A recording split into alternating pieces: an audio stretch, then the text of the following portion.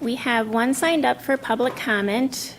Peter Weinshank is on the line, so we will hand it over to you for 3 minutes.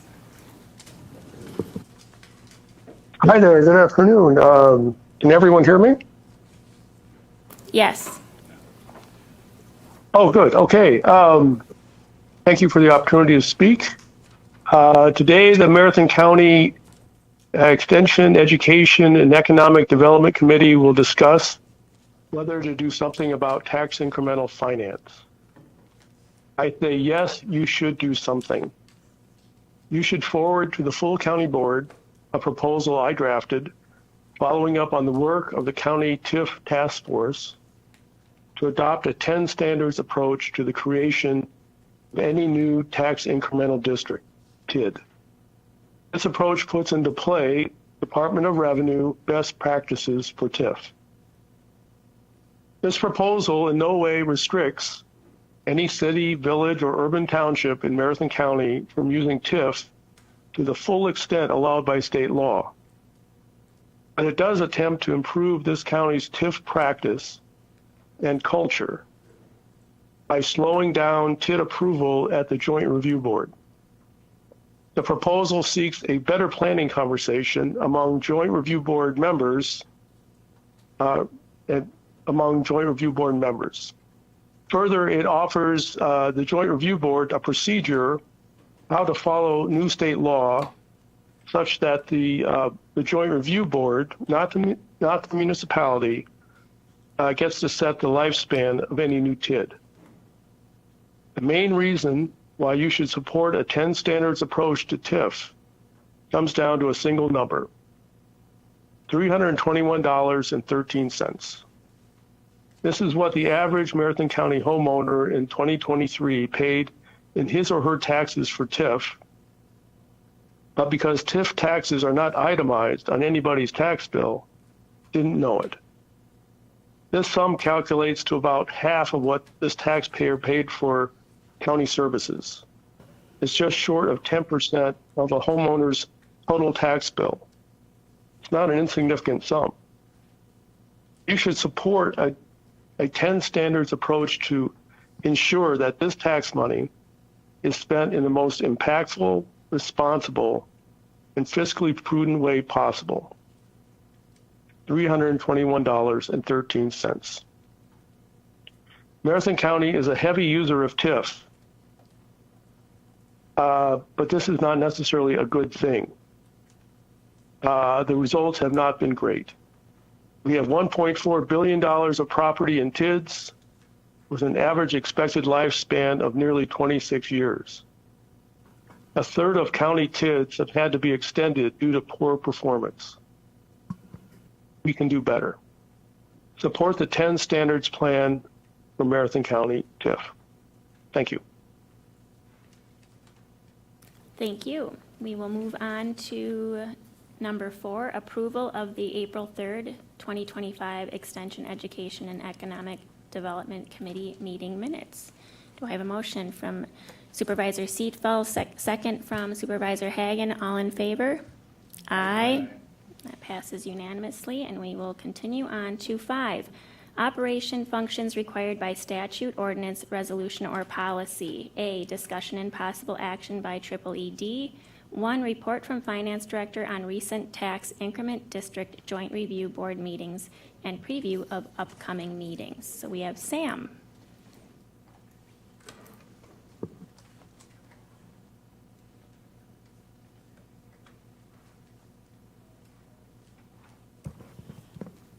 Good afternoon. Stating back to August, we did have Village of Red Mountain. Their TIF review was for the creation of a TID number 2, which then failed, and then to go over their financials. Village of Stratford had an amendment.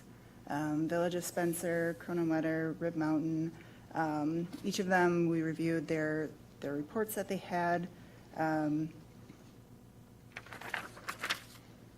October 8th, we went to Village of Cronin-Wetter for the tax increment District 2, and then City of Wausau, we just had a meeting not too long ago in consideration of amending some of their current TIDs, and just, again, another annual review.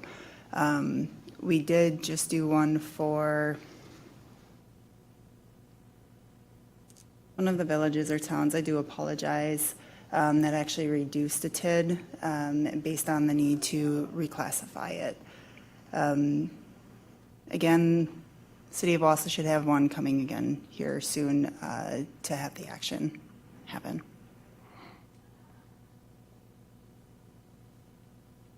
All right, thank you for that. Does anyone have any questions for Sam Fenske? No?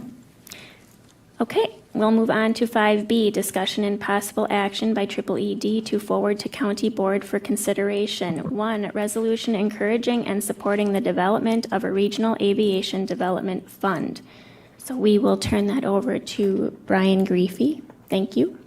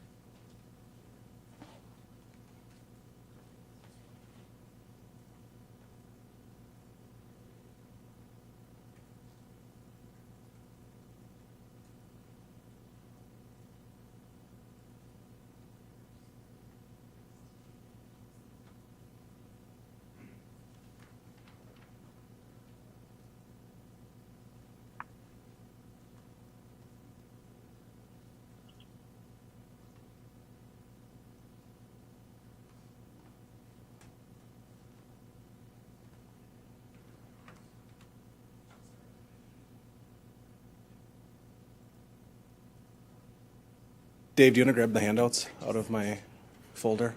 We can go old school with paper while technology is failing us. Thank you, and good afternoon. What I'm presenting today was approved by the Joint Airport Board and Concept last month's meeting. Then this morning I was before the Infrastructure Committee with the same request, which it did pass, and we'll get into the details of that in a minute. But in short, we need your help to do something exciting, something different, and something that really hasn't been done before for air service, at least in Marathon County. Looks like it's coming up. Which is advocate for the creation and funding of a Central Wisconsin Air Service Development Fund. And what this fund is for is to fund a minimum revenue guarantee program to attract and retain new air service at the Central Wisconsin Airport. We're getting real close. I'll let Dave, we're on slide number 2.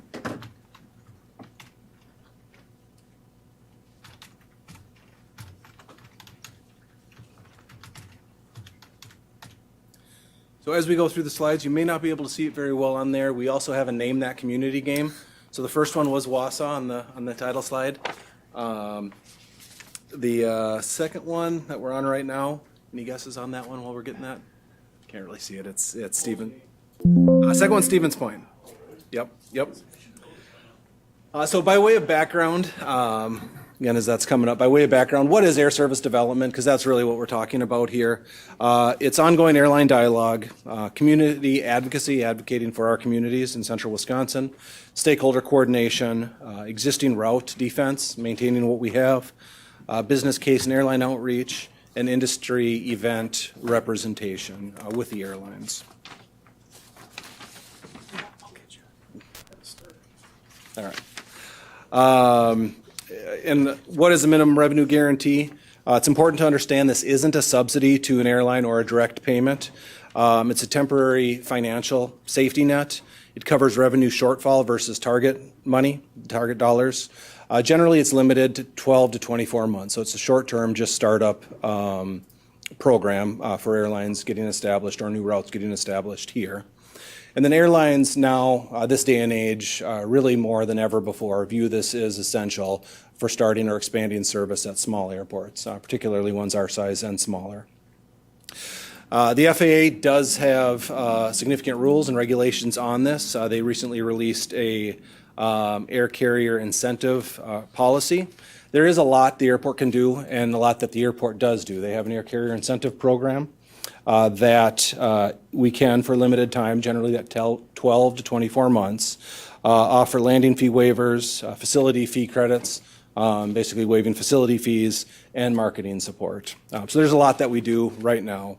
But tools like MRGs, funded by the community or other sources, are becoming crucial to expanding air service. They also are compliant from FAA regulations. Oh, great, look at that. So why Seaway needs community support? This shouldn't come as a surprise to anybody listening today. We have high fares, limited nonstop options, and then passenger leakage to other airports. These minimum revenue guarantees, or MRG, funds level the competitive playing field. And this is particularly important this day and age when resources, available resources, are very, very limited on the airline front. Oh, anybody know that community? Merrill, yes. That community before I go? This one should be pretty. Yeah, it's Rapids. So economic impact of enhanced air service is, if successful, this could support or would support regional businesses and workforce, attract investment and talent into our region, enhance tourism, and provide critical travel connections to the world. Return on investment calculations, this is based off guidance from the Airport Cooperative Research Report. That's a federal report, number 132, IntaVistas Consulting and FAA guidance. $500,000 investment, that would be one new route, most likely seasonal for that value, would equate to approximately $3 million of annual regional economic impact. That's every year. $1.5 million investment, that'd be potentially multiple routes or daily routes on more distant destinations, would be approximately a $9 million economic impact to the region. Funding strategies. We're certainly not going to be asking for that $1.5 million just directly from Marathon County, unless you're so inclined to do so. But this very much is a community airport and a community effort, at least initially. But first, anybody know that community? Yeah, right in Carmelos, even the business, right in Rib Mountain. So local funding or local government contributions, that's really why I'm here today. With this request, if successful, if supported by Marathon County, certainly the next request will be Portage County, as they are also owners of the Central Wisconsin Airport. Area foundations, there are a number of foundations in this area that's sole purpose is improving the quality of life in central Wisconsin, so good sources there. Others are just opportunities, business industry partnerships, tourism, hospitality, investments, and federal and or state programs. Example, Small Community Air Service Development Program. That's something that we have had success with in the past through in getting the Avelo flights a couple of years ago. Risk management and accountability, this is very important slide and certainly would be managed as such. Funds would only be used, and this is very important, the funds would only be used if revenue shortfall occurs. Generally, how these MRGs are set up, minimum revenue guarantees are, there is a dollar amount for an established route. The airline gives us, there's a little bit of back and forth, but more or less the airline gives us that value. If all their fees through baggage fees, ticket fees, ancillary charges cover that full amount, there's no payment to the airline. This is really just to cover shortfalls. If, and this happens when airlines get startup. Once the word gets out, once they get successful, there would be no funds used after that point. There need to be clear performance metrics, and it would be a transparent fund for governance and reporting, so everybody would be able to see, at least on a monthly basis, where exactly we're at with that funding. I should mention it would be managed by an outside entity, wouldn't be managed by either of the counties or the airport. It would be like 501c3. Tentatively, and I do have the verbal commitment, just haven't worked out the details with Centergy, which works well. Their organization covers really the same area of impact as the Central Wisconsin Airport. So be some good synergies with Centergy. Thank you. That just came to me in a moment of brilliance. So this is the ask today, and ultimately what the Infrastructure Committee did approve this morning. To fund a Central Wisconsin Air Service Development Fund. And the request is $150,000. And what I have listed there is seed money from Marathon County, because I'd be looking for the additional. And really the first stepping point is that $500,000. That's what I'm looking to raise for that first opportunity with this program. That would be, or the request would be to direct administration to fit this into the 2026 budget. So it's not a now ask. This is something that you can work in through the budgeting process. Of course, it would enhance regional connectivity and competitiveness, drive economic growth, and improve the quality of life in central Wisconsin. So this action now can be budgeted for 2026. Lot of upside and really no risk, since it wouldn't be used unless we get the service, and even then it's only to offset those losses that they have. With that, I'd be happy to answer any questions that you all have. Questions? Supervisor Unger?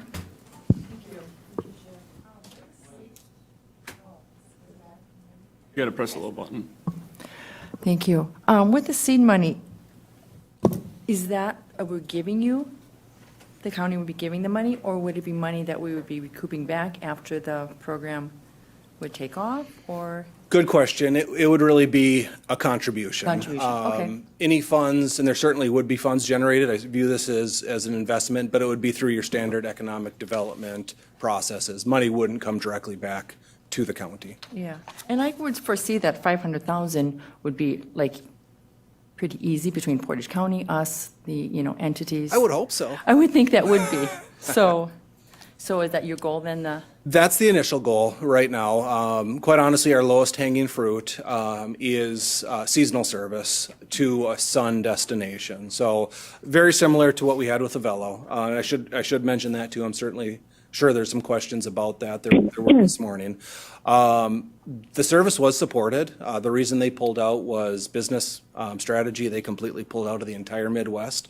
But we have that data, and it's good data I use to talk to all the other low-cost carriers that could serve. And so you Most likely it would be one quarter. We're looking for winter time, probably first quarter 2026 or 2027, depending on how funding comes together. And it would be one of our top destinations. So that is, of course, Orlando, Fort Myers, Florida, Phoenix, Las Vegas. Those are really the ones that are on top. The $1.5 million is a very much different ask, not only from a financial standpoint, but that would be more your daily service on a legacy carrier. So I know everybody wants back, I certainly hear it on a weekly basis, if not more often, Detroit service.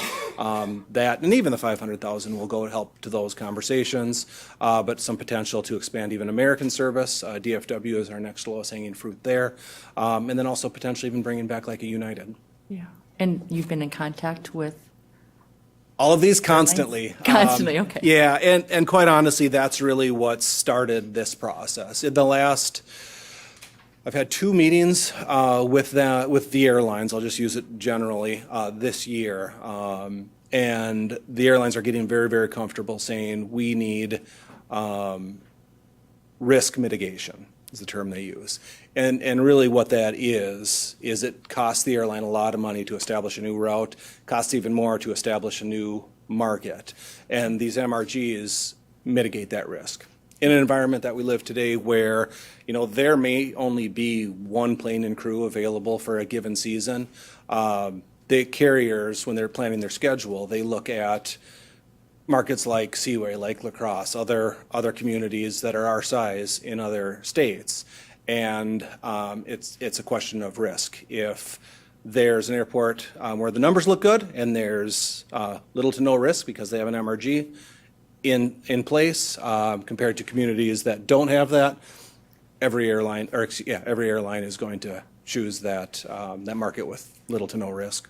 Awesome. Thank you. Supervisor Rosenberg? You talked about seasonal. I don't understand. Those sound like cheap vacations and not business. That's not generating anything in our community particularly. sending people somewhere else to spend their money.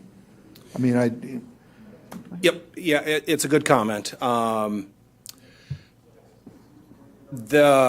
That's probably the lowest hanging fruit, but I'm working both paths at the same time. So very much in communication with all of the airlines and new airlines serving for business development. So right now, our biggest opportunity, actually had a presentation, separate presentation this morning on that, is Detroit service on Delta. Delta is one of the few airlines in the United States this day and age that doesn't really rely on MRGs, which is great, but they are a little slower to react.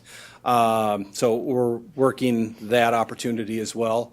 But this would also be available to the Deltas, the Americans, the Uniteds, to establish that daily service. So, I know I've said the legacy carriers and a low-cost seasonal service. I'm talking to both of them and making it available, hopefully making this would be available to any of those services or any of those airlines. the airlines, if they're going to go into an area, expect to make money. I mean, Yep. they must examine it, business, how much flying, where it's going. They come to you with a figure. This is what we need for revenue and profit and whatever they're gonna get. We guarantee a floor for them, is what this is about. What do they give us back? I mean, at 12 or 24 months, if it's not viable for them, they kind of made a mistake and we kind of paid for it.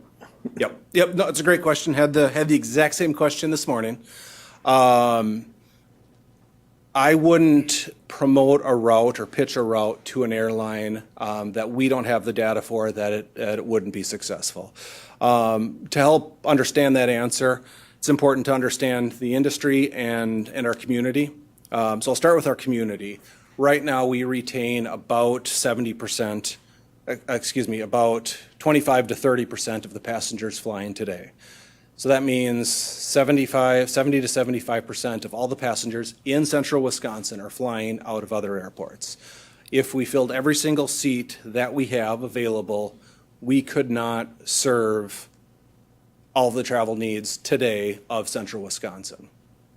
So with that information, we know where people are traveling, where the top destinations are, and giving that information to the airlines, along with, quite honestly, our higher than average airfare, they know, as well as we know, that these routes, these very strategic routes, would be successful.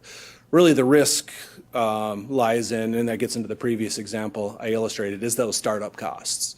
So we know Detroit would be successful. We know DFW would be successful. We know Orlando was, and certainly, then this is jumping back into the low-cost option. We know that would be successful in the first quarter or during the cold months. So with this fund, I would pitch to airlines only routes that we know and have good data on that would be successful. Ultimately, it does come down to the community to support it when the announcement happens.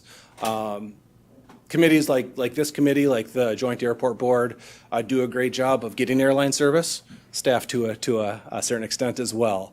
But it's really up to the communities to keep the air service or lose the air service on the other hand. But my experience with airlines is old. In the 70s and 80s, I probably flew out of central Wisconsin 30 or 40 times a year. And those are business flights, they're higher costs, you're not making the reservations 3 months in advance. Those are the people that the airlines need and support to Detroit and to Minneapolis or wherever hub you're connecting. Mm-hmm. If you don't have those, you're not going anywhere. You're not ginning up any money for businesses here. You're not making it more attractive. Yes, support of the area businesses, and particularly the larger businesses, is very important to making any route successful. It is both. We would say, just based on rough estimates, it's about 70-30, depending on the airline environment, but 70% business travel, 30% leisure travel. So both are very important to make this whole thing successful. But the business, to your point, is certainly the bigger dog in the fight. Thank you. I have a question about budget. Where would the money come from? That question was also asked earlier today. I really look at the budget process. I mean, while not every dollar is the same, I really don't focus on, oh, I need to pull sales tax dollars for this and tax levy for this.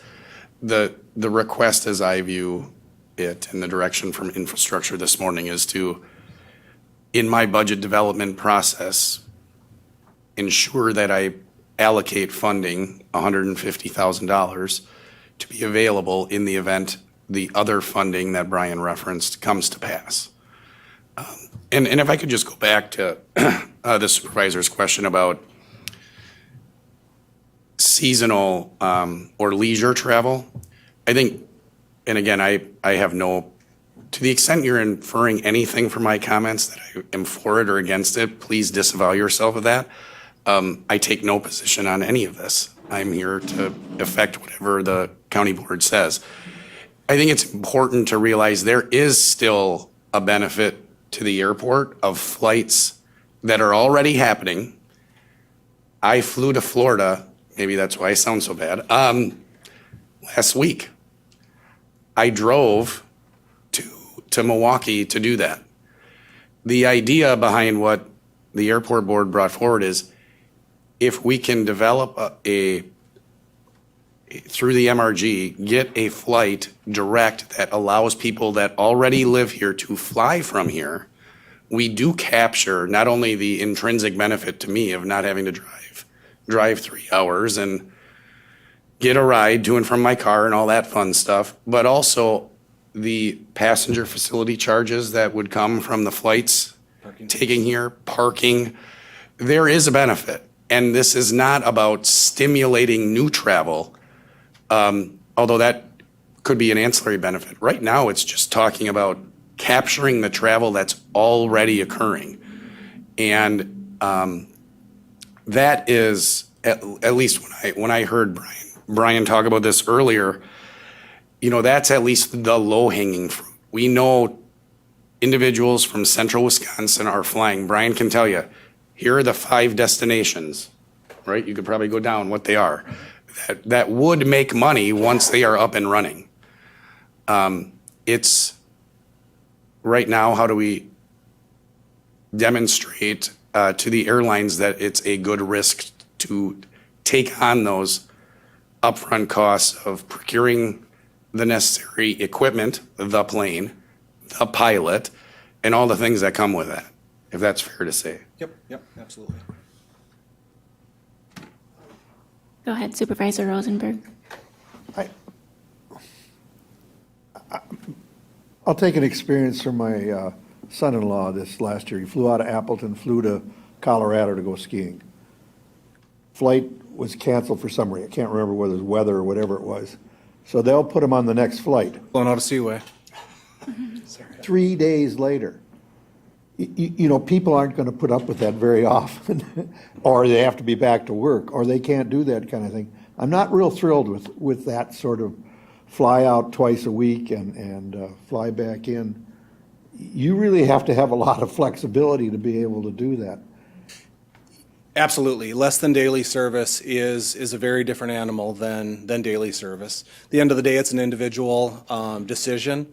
I like that that Seaway currently offers really good daily service options to Minneapolis and Chicago.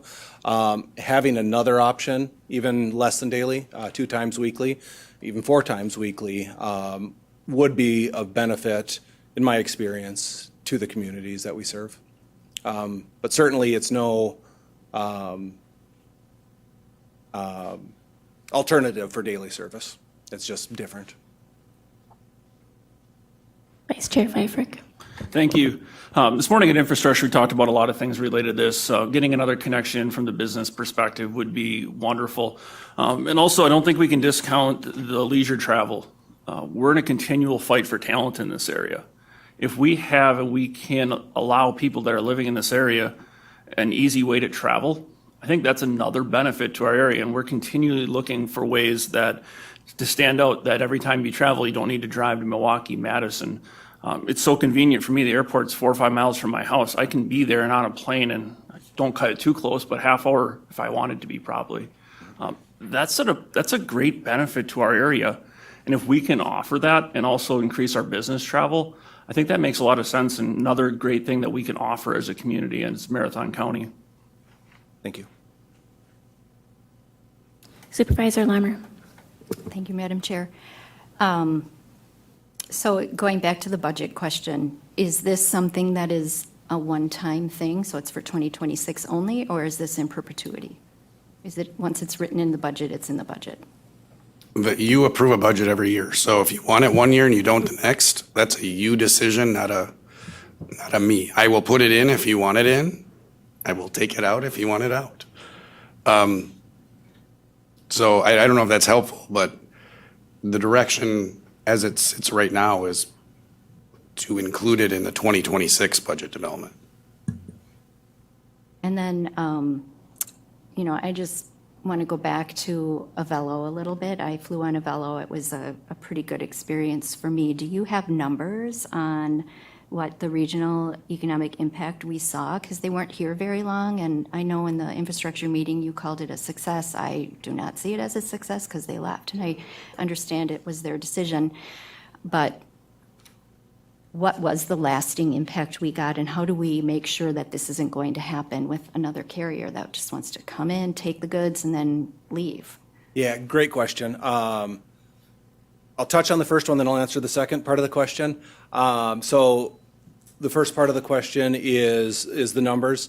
I don't have economic impact numbers, but what I do have are passenger numbers and average fare. And that is very, very valuable information, data that I can share with other low-cost carriers. They're interested. Our first quarter for Avelo, in terms of numbers, passenger numbers, not dollars, passenger numbers, were one of the better in their network, certainly their Midwest network. So from that standpoint, it was a success. Financially, it wasn't a great success for them. That was strategic on their behalf, even though they used it against us, in that they're well below average fares, $49 fares. That doesn't actually pay for a flight to Chicago. Great way to get your name out there, but you need to bump those numbers up eventually. Nothing real high, but double them. Probably wouldn't impact too many folks. So that was some of the justification. I can just juxtapose that data with what low-cost carriers for Green Bay, Appleton, Eau Claire, Duluth, Minnesota are paying. There's a big difference in between. So that tells a very clear story to the airlines that there's opportunity, as people want to fly, and they'll pay a little bit higher. And so would this $500,000 ask bring in one carrier? Or? Most likely it would be one. We'd be pushing really strongly for at least 2 seasons, for 2 years. But that would ultimately come down to 2 discussions. But you did ask about what, what's the guarantee that they're not going to take this money? And I think that's a very, very important question to answer. The short story is there is no guarantee. It is structured in such a way that they potentially could do that. What I will say to that point is there's little likelihood that they or anybody would come without this. So there's an opportunity that they'll leave, but there's just as much, and I would say better opportunity that an airline would stay. Again, going back to the point that we would only pitch a route that we know would be supported by the community and would be successful. And what other options have you looked at? I mean, I think about, I'm one of the leakers that travels to other airports because I've been burned several times with getting from Seattle, say, to Minneapolis, and then the flight from Minneapolis to Seaway was canceled, and it left us in a lurch. And so it's just better for me to fly direct. So what I would want would be actually to park my car here at Seaway, you guys shuttle me, so it's a guaranteed shuttle. It's not going to get canceled by way of a van or something. Then I don't have to do that driving. You could still capture my fees. You could probably capture fees from the shuttler, because I'm assuming it would be like my son took a shuttle from Minneapolis up to Duluth when he was in school there, and it was a couple times a day. They just went back and forth. to me, that seems like another option that might serve more people and not put us in such a risky situation and diversify, your revenue. But maybe I'm not the typical traveler who does that. I don't know. No, it's a relevant portion of our community that does travel that way. The service you're referring to is a company called Landline. Got really big, really fast right after COVID. Served areas like Duluth, Rochester. Don't know if they made it into Wisconsin. Went over to North Dakota as well with that exact service you're talking about. They started talking with us too about potentially serving central Wisconsin. They aren't really willing to pay a comparable fee for comparable services. Nobody's going to charge them as much as an airline just because there's less work with the bus. So that cooled off the conversations, and that business model is actually retracting a lot right now. One of their more successful ones was Minneapolis to Grand Forks, and I think they just announced they're going to be discontinuing that, if I'm not mistaken. So that business model is starting to soften a little bit, where people want to get there quicker. You can get on a plane, fly from Seaway to Minneapolis. It's a half-an-hour flight. Delays, cancellations do happen, but still safest and very reliable form of transportation. Well, and when I think about the taxpayer, I mean, this is $150,000. I'm not sure that they're really thinking that this is an investment. I mean, I don't know. I have a neighborhood group meeting on Monday, so I can definitely ask. But, I think it'd be nice if we had some sort of flexibility. I work with people who are elderly. They can't get to their appointments. Microtransit in city seems to be a different and a better investment to make. And I think that there are people who have jobs here in Wausau, jobs in different cities outside of Wausau. There's no public transportation. I'm having a hard time, not considering this a subsidy to kind of an elite way to travel, where I think I would rather support something that can hit the masses. I don't know if there's any way to build flexibility into this, but it just seems like I'd rather invest in different form of transportation with that kind of money. But anyway. Yes. Yes, go ahead. Thank you. Thank you. So I'm, Chris Dickinson, obviously you know me. I'm the chair of the airport board, if you did not know that. So I'm speaking on behalf, in this case, of the airport and the work that Brian and Dave do. I've been on that board for 5 years. So through COVID, during COVID, all of that. We used to have 12 flights, 12 legacy flights, 3 airlines out of central Wisconsin. We have 5 from 2 airlines. 5. And in the years that we've been on, and all the work that Brian has been doing and Dave has been doing, going to these meetings with these airlines, they're only going so far to come back, to fly to Detroit, right? For another airline to come back, to fly back to Chicago. We did the work through the grant, the small fund, small community, the acronym. SCASD. We did that work to help get a Velo. That was a lot of work that was done, and they came in, and that was well-liked, well-responded to by the community. If you saw how they responded to that, and one of the things you talk about success, load factors is something we talk about on the planes. The load factors were, I believe, the highest, or one of the highest that we had, 75, 80% at some times. During the winter months, Okay. they were high. So people were using it and flying it. It wasn't our fault that they left. It was their business. That was the reason they left. And so it leaves us in this spot. Now, I understand, yes, it's $150,000, I get it, but we put $50,000 on several task force with no guarantee of anything other than people just doing work. So what we're asking, and in my support is, this is an opportunity to do something to support our community, which benefits everyone. It benefits business travelers. It benefits regular travelers. It benefits our economics. There will be people, and I'll use it today. My wife drove down today to Appleton to pick up her father, who flew from Fort Myers on Allegiant. Why is he coming back now? Because there's a graduation party and there's a wedding next week. Now, are those things happening in February or January? Yes, people are still going to come back for events, flying into this community to bring money here to do that, to go skiing, to rent. So I just want to be clear on that. And there's no guarantee of anything. Honestly, tomorrow we can get a phone call that another airline, one of our legacy airlines, is going to pull one of the routes. We have no guarantee that that's not going to happen. They've already done it. They did it during COVID. How I look at this, and also as a member of the Infrastructure Committee, I look at this as an opportunity for us as a community to say Central Wisconsin Airport is important to us. It's important to all of our citizens. I don't think it's a big ask. I think there's a lot of work to be done to raise the additional money, but Portage County is also, I'm pretty sure, is supportive of it as well. So we have two of us that are dealing with this. I don't think there's a lot of risk. As Brian had said, the money is to fill the gap if they don't make money. So there's probably more they'll use in the first year. If we do it again in the second year, maybe there's less. And then we see how that goes. But it's an investment. Thank you. Vice Chair Pfeiffer. I'd like to make a motion to encourage and support the development of a regional aviation development fund in the amount of $150,000 in the 2026 budget. A motion has been made. Do we have a second? Second by Supervisor Unger. Is there any discussion? No discussion. We'll go for a vote. All in favor? Aye. Those opposed? No. Okay, 2 noes. Thank you.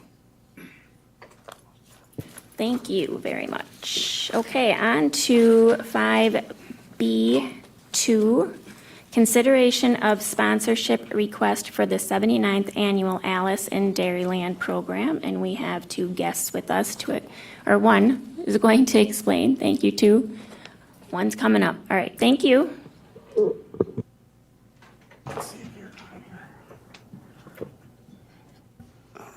So this is Jenny, and Jody's in the back. And they're here to, there should be a memo in your packet laying out the request that I received, and I happily directed them to you because I don't allocate money. So with that, take it away. Okay. Good afternoon. My name is Jenny Rudolph, and I am the co-chair of the steering committee for Alice in Dairyland, and I'm also an officer of the Partnership for Progressive Agriculture. I'm here today to request your support in the hosting of the 79th Alice in Dairyland event that begins this month and continues through the finale, which is in May of 2026. If you don't know who Alice is a full-time employee of DADCAP, Department of Ag, Trade, and Consumer Protection. And what she does is she goes through the state. She makes about 300 to 500 visits in the state relating to agriculture every year.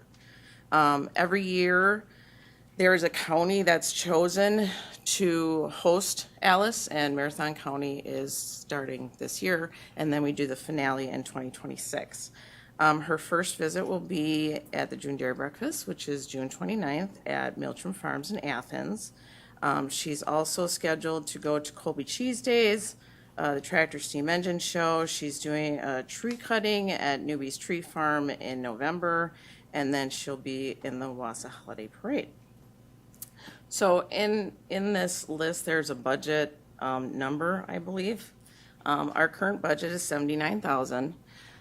We were not able to start publicly raising funds until they announced that Marathon County was going to host, which just happened in Crawford County on the 16th of May. So now we can come out and talk to people and say, this is who we are, this is what we're doing. So to date, we've raised $23,350. So I would like you to consider a gold level sponsorship. And with that, we can include Marathon County logo in our sponsorship and promotional materials. Every year, everybody that comes to Alice gets a keepsake booklet.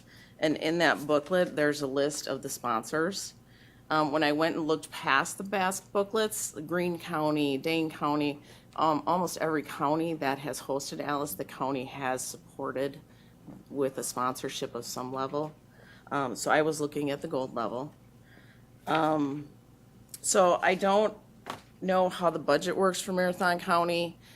If it would be that it's something that needs to be in the 2026 budget, if we could get a letter saying you're going to donate this much money in a sponsorship form, then we can start putting your logo right on our sponsorship things now. So everywhere Alice goes, there's going to be a board, and everybody that's donating, their logos would be on that board if they're at that donation level.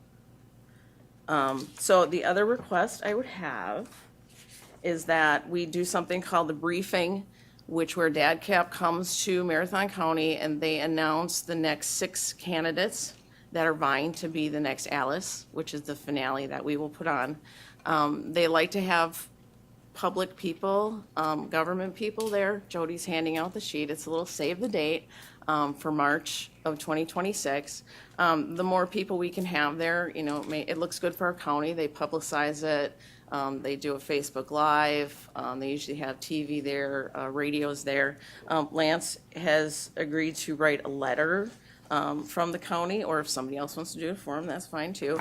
That will also go in our book that everybody will see. And about 500, 600 of these books go out. So it's a pretty good deal. Does anybody have any questions? Any questions? No? All right, thank you. So what we're looking for here is what would the committee like to do in response to this sponsorship request?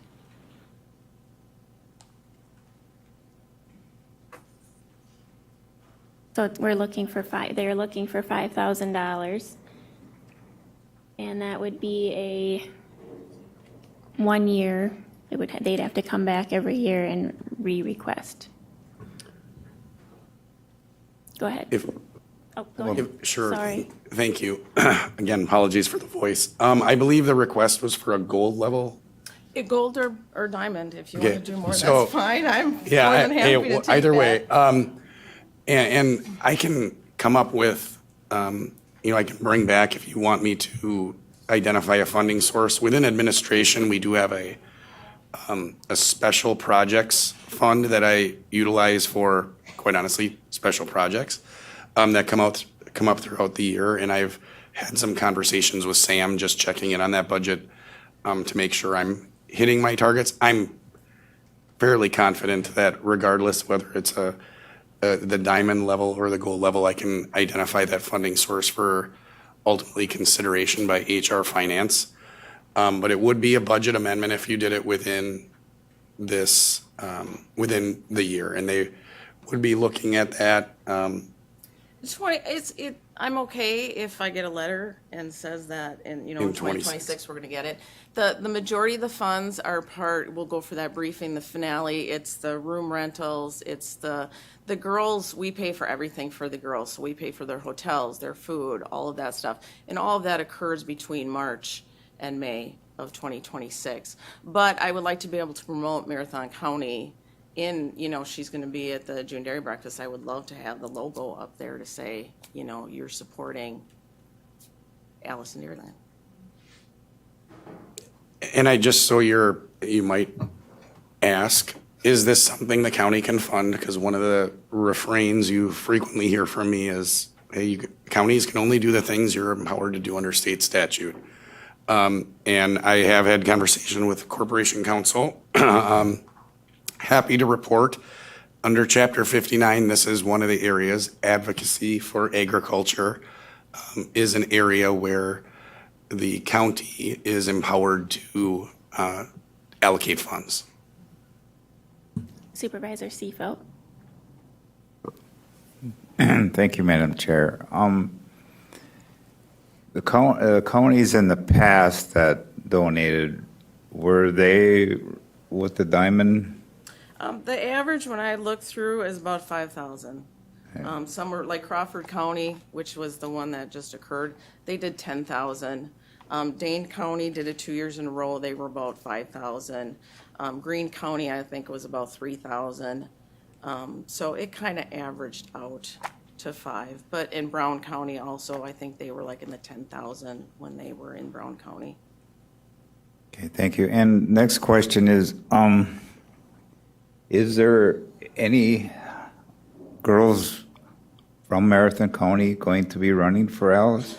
I don't know. You don't know that yet? It goes in January 2026, they all apply, and then DADCAP picks the top 6. So there could be. And I guess as we're doing this, and Alice has to have somebody with her most of the time, so I'll get to do my spiel as I'm with Alice. I will encourage girls to do it. I think it's a wonderful opportunity.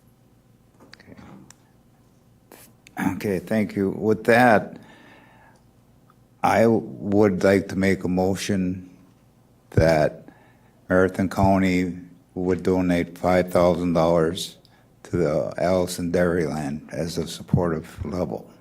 Okay, we have a motion. We have a second by Supervisor Hagan. All in favor? Madam Chair, if I can just for a point of clarification, do you want that to be an amendment to this year's budget or direction to include it in the 2026 budget? Whatever works for you, Lance. No, I think this year's. Okay. And I can come back with, if your motion is to forward it to HR Finance for approval of a funding source, I certainly can do that. Thank you. Just remember, Marathon County is one of the biggest counties and the biggest dairy county in the state, and not to support this, but I would be very disappointed. Thank you. Is there any discussion before we vote? No? Okay, so all in favor? Aye. Any opposed? It's unanimous. Thank you. Thank you. Okay, so then we will go on to B3, consideration of resolution providing direction to Marathon County's Joint Review Board representative. So we heard our public comment, and we have been tasked by the executive committee to look at not only our Marathon County representative on the board, but the criteria to evaluate TIF plans and amendments, the procedures for reviewing TIF amendments, and reports to county board. So the resolutions that we have brought to us cover all of those things, and we just need to decide how we want to go forward. So is there anything you'd like to say, Administrator Leonard? Sure, I can. One of the resolutions in your packet was, as your public commenter referenced, drafted by himself. I will say, in conversations with Chair Marash, I made a couple of slight modifications, certainly not to change the intent, the underlying intent, but to most notably, I copied and pasted from the 10 standards the full language within that document, and then added the phrase to reference the county in that area. But again, I didn't make any substantive changes, but tried to capture that additional language. Also, operationally, make it a bit, I apologize, voice is failing me in the latter half of the day. A couple of modifications to how the county would engage with other municipalities to make them aware of the direction from the board. But I also understand that Vice Chair Pfeifferich has taken it upon himself to make some other changes, but that's all I had, Madam Chair. Thank you. So Vice Chair Pfeifferich. Thank you, Chair. In reviewing this, and I agree with, I think, the conversation, I can't remember if it was at this committee or at executive, we had the conversation before about the 10 review criteria, and I agree that that's a good template to utilize. I didn't make any changes, that I did hand out a substitute resolution that I'd like considered as part of the meeting. In reviewing a lot of the whereases, I didn't like the negative tone and what I feel is a lot of opinion included in the original drafts of this. I did update numbers to make them more current. All this information is available on the Department of Revenue website. I ended up making a little chart as part of my efforts to draft the resolution. And I think is a really good summary of all of the 40 active tax increment districts that we have in Marathon County. And then going through the statement of change, which you can also find on the Department of Revenue website, I was able to include the 2024 increment values for each. Then just a little quick math in terms of district life and years. I provided the document, but and I'm working off of the resolution, the first resolution in your packet, which starts on page 3. I'll read through this. If you take a look at the first 4 whereases, those are the changes I made. And I'll start off with, whereas Wisconsin communities have successfully used tax increment financing since 1975 to promote development that would have not otherwise occurred without this effective local government financing tool. And whereas the Wisconsin Department of Revenue reports that Marathon County has 40 active tax increment districts in 2025. And whereas the Wisconsin Department of Revenue reports that those 40 Marathon County TIDs had a TID increment value of $1,294,624,600 in 2024. Whereas the average projected lifespan of Marathon County TIDs is 25.85 years, and 35% of active TIDs within Marathon County have had their life extended. Whereas Marathon County Tax Increment District Tax Increment Finance Task Force held meetings from September 23rd through March 2024, and reached a consensus that TIF continues to be a valuable economic development tool, but that in general, when TIDs under reform and their lifespans are extended, this harms both the county government and property taxpayers. Those were the changes. Then the final change I kept, therefore be it resolved, the same. I think that's exactly the intent that we're looking for. But the first, be it further resolved, which is on page 4 of your packet. Substantially the change, I did make some changes at the end, so I'll read that. Be it further resolved that the Marathon County Board of Supervisors will instruct its representatives on any future joint review board under 66.1105 4M-B2M to vote to set the termination date of any TID in a manner consistent with the existing law and that benefits county government and property taxpayers, but in no case will the representative vote to support a TID with a termination date that will exceed the 38 years beyond the creation date of the TID. So those were what I included in here. I think it cleans up. I couldn't support the last resolution based on the whereases and just a lot of numbers in there that I couldn't come up with myself and working through it.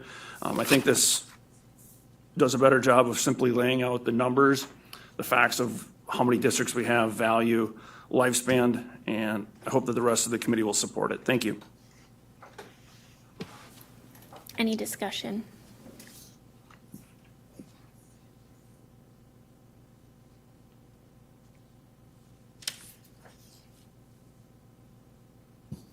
So what is the will of the committee?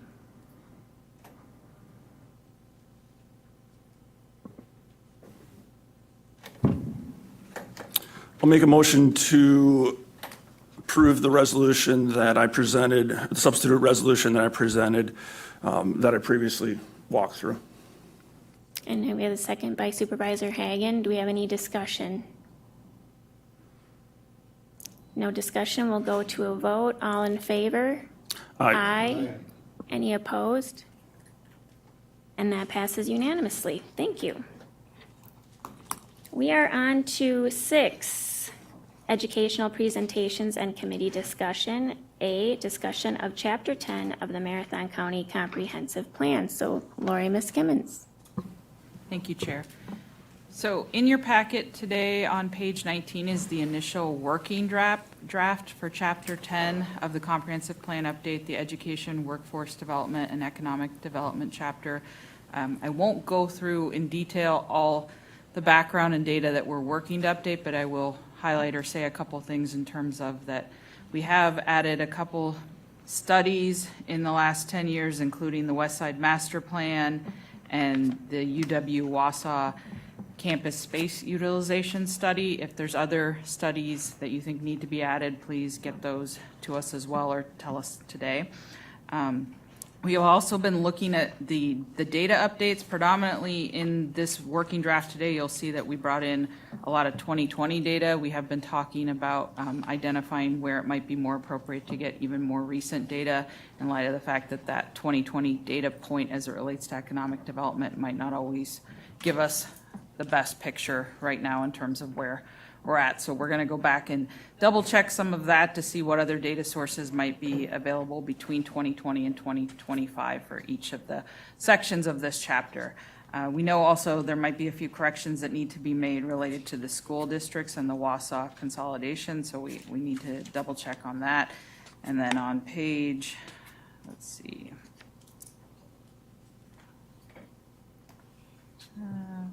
Where's the employment?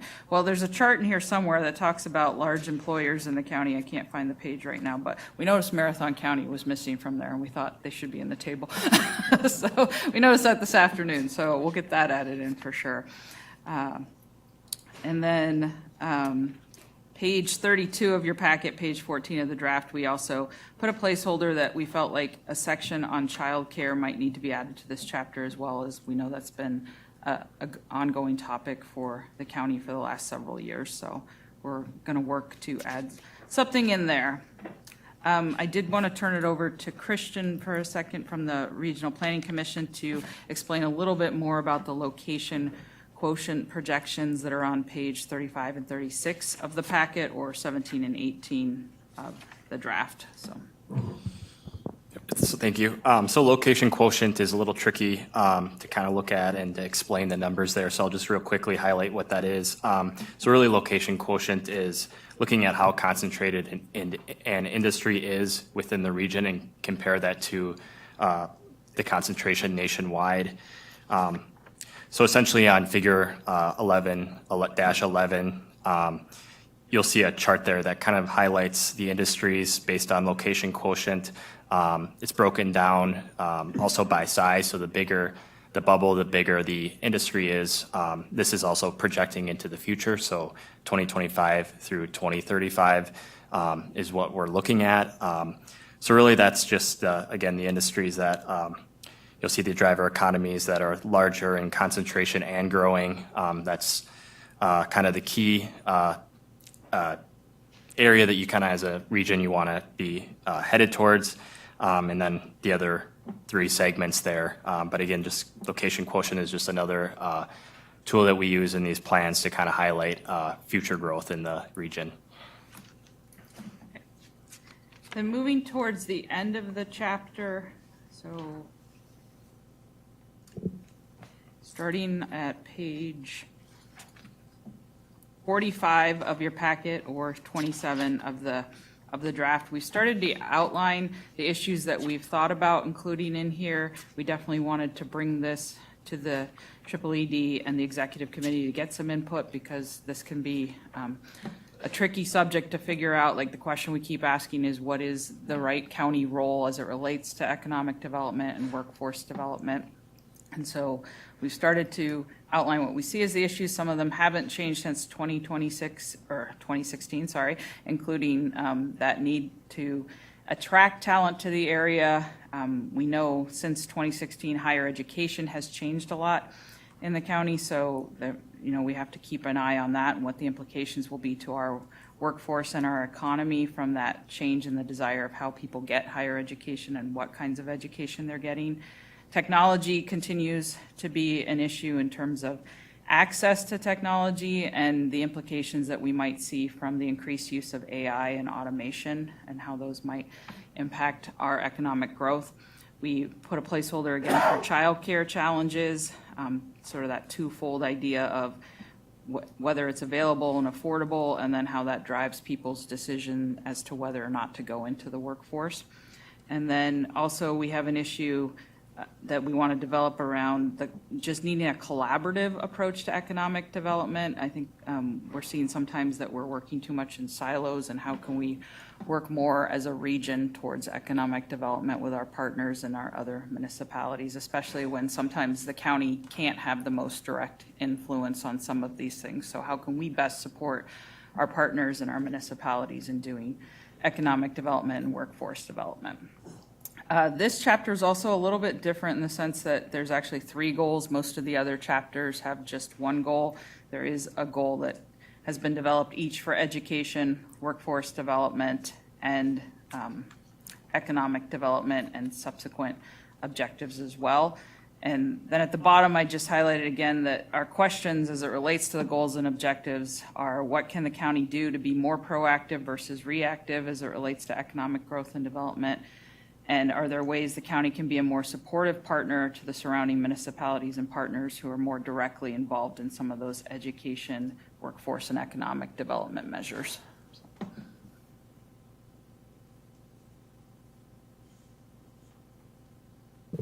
With that, I'll open it up for any comment, and then you can always email me as well with comments or suggestions too.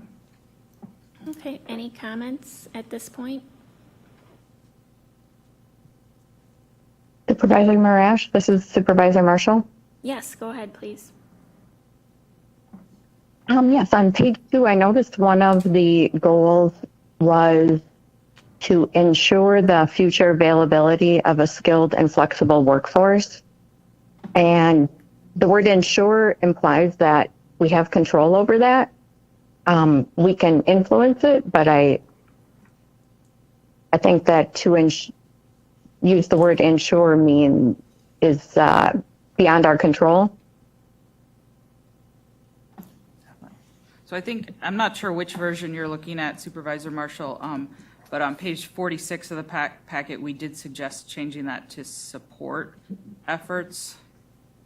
Okay, it was on page 2 of, I'm on page 20 of the packet.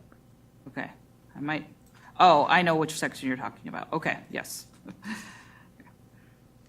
And then page 16, as far as listing large employers, I don't see Apogee Enterprises on there. I believe they have over 1,000 people employed between Line Tech and Wausau Window and Wall. Okay. And then under the UW Stevens Point enrollment, it was just listed as XXX, and I do think they came before this committee, and there was an enrollment number given for 24-25 school year. Mm-hmm.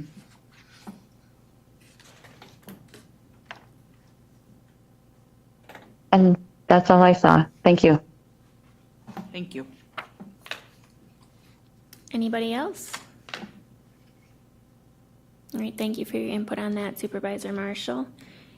So we will move on then to 6B, McDevco's monthly report. Would you like to share?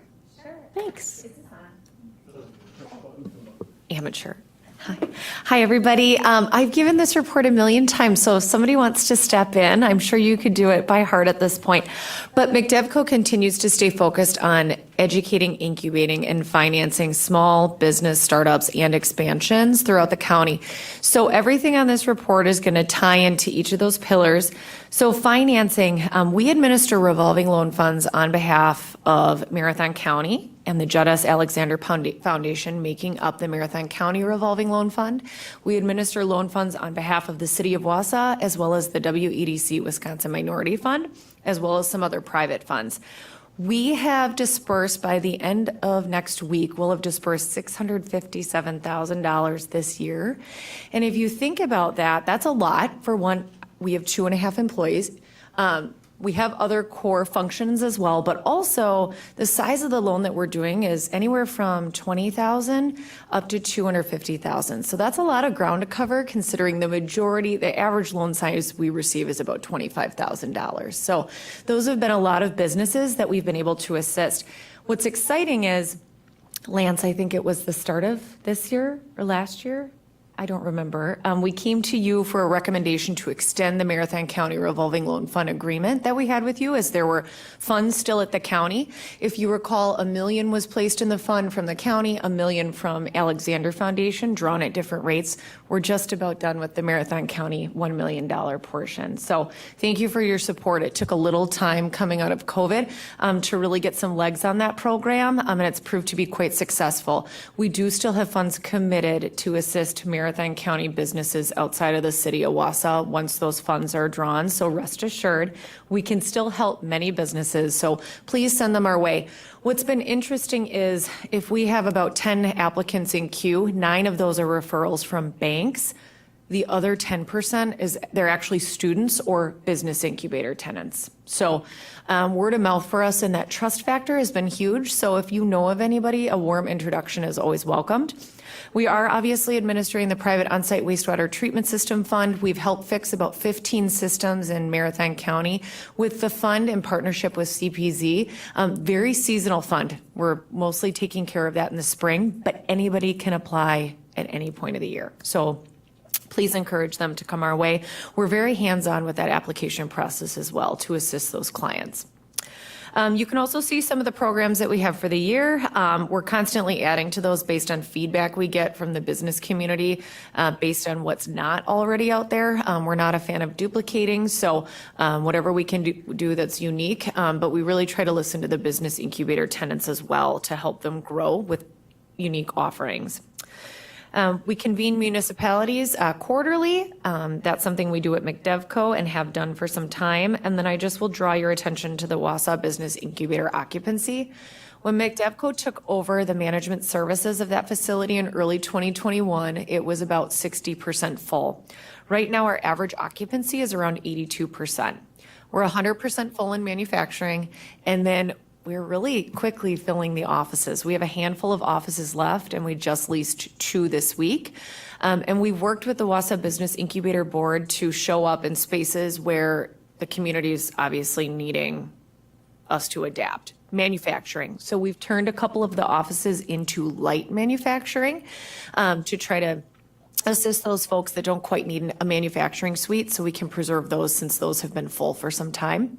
And we also have a co-working space that we manage as well. We just transitioned one of our monthly co-working tenants to an office, and about 6 months ago, we assisted one office tenant move into a vacant property downtown. So that's the ecosystem that we're truly looking for. We do have a commercial incubator kitchen, but I will tell you it is pretty much full, and we've seen a surge of food trucks popping up in the area. So I would say there's probably a need for more incubator kitchen space in the area, but that's what I know about McDevco. What questions do you have? Any questions, Supervisor Lemmer? Yep, thank you for that report. Can you just remind me what the parameters are for staying in the incubator? Is there a limit for them to be there? And I guess I'd just like to know how quickly they move, if they move at all. That's a great question. When we intake a new client, we tell them we like to see 3 to 5 years.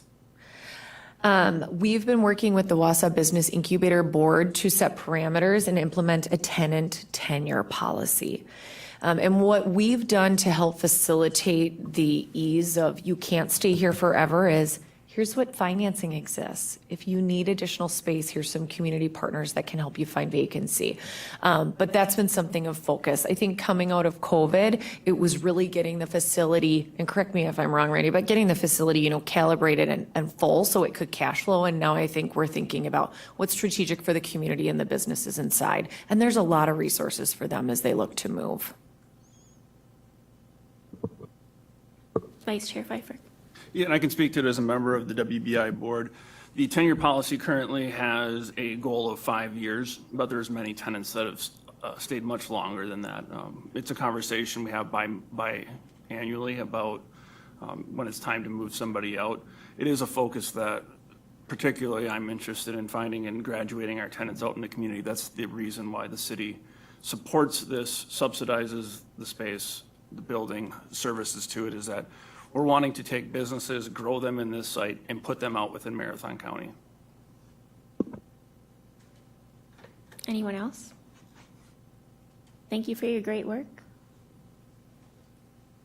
We are moving on to 6C, our UW Extension Monthly Report, and we have Miranda Gentry-Siegel on the line, and I want to congratulate her on her new position as the Wausau Campus Executive. So Miranda.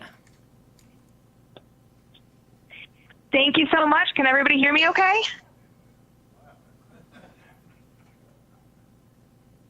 That's a yes. Oh. Can you hear me? Okay. Okay, so we said goodbye to all of our students on May 16th when they finished up their finals. And we're in a little bit of a quieter period for a few days here. We are working on getting all of our incoming first year and transfer students registered for their fall classes, and that's been going well so far. It's great to meet our new students. We are so happy to have Upward Bound starting up next week. We have 34 students coming for Upward Bound this year. And that is an increase of, I want to say, around 8 or so students over last year. And we are also really excited to have the Hungry Hub coming over to cater lunch for Upward Bound. That is the UWC Marshfield campus food vendor. And they're coming over to help us out with Upward Bound.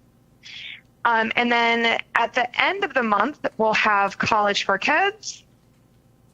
And that is a program that we have a lot of registrations for already this year too. And so we really enjoy having so many of the kids on campus.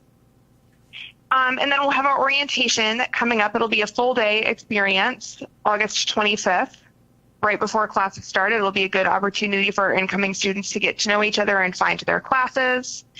And I am really happy to be now officially starting in the campus executive role starting June 9th. And so hopefully you have not gotten too sick of me yet, because I will keep coming back. And I welcome any questions. Any questions? No, thank you. I apologize, I screwed up C and D, so sorry, Patrick. So now you're on now. So UW Extension monthly report. Madam Chair, I'm here, so that makes a difference, right? Thank you. So yeah, I thank you for the time. We have our annual report in your packet. It starts on page 49, in addition to our May report, starting on page 67. Read at your own leisure, but that's actually not what I want to concentrate on for my report. If you look at our annual report, pages, if you kind of, I don't know what pages is in the packet, but it's page 8 in our annual report. It's our FoodWise group. So lovely ladies at the top, Mallory, Michelle, and Julia. I'm sure some people have heard that SNAP funding is not in the big, beautiful bill, which of course has passed the House and now into the Senate. SNAP funding does have a part of it called SNAP Ed, SNAP Education, so supplemental education for low-income families. Federal program, that is what funds Mallory, Michelle, and Julia completely. So a couple things I just want to kind of mention about what we know as FoodWise, but what I call it's SNAP Ed ultimately. SNAP Ed actually, it's in 70 of 72 counties, so it's a very needed area for all of Wisconsin. This is part of the Wisconsin idea. How do you take UW-Madison policies, procedures, education, research, and spread it through Wisconsin? What we can do as Extension is we can educate. Because we are a university, I cannot advocate. So what I always ask is, if someone would like to talk about the education we provide, the numbers, the data, who we support in Marathon County, who we support within Wisconsin, I'd welcome you to talk to both myself and my staff here in our office. But as of now, that funding is not in the bill. So it does bring in, if you look at Wisconsin itself, $7.6 million comes into Wisconsin for families. These are the employees of SNAP, personnel. So it's not just the educators of Extension, it's people who run farmers markets, EBT. This is a ripple effect of SNAP. The way I understand it, they're looking for the state to possibly fund it. But as of now, if things, we're still continuing as nothing's happening. But like I said, it was not in the House of Agriculture's bill, their report in last month, and it's still not in the Senate's. With that, I can definitely answer any questions. I do have a few paper copies if anyone wants any report. And then, of course, like I said, we do have our May report as well. Things I'll talk about is really how we're really busy right now is it's spring season with our horticulture educator, Janelle, being one of the most active next to 4-H. Camp starts next week.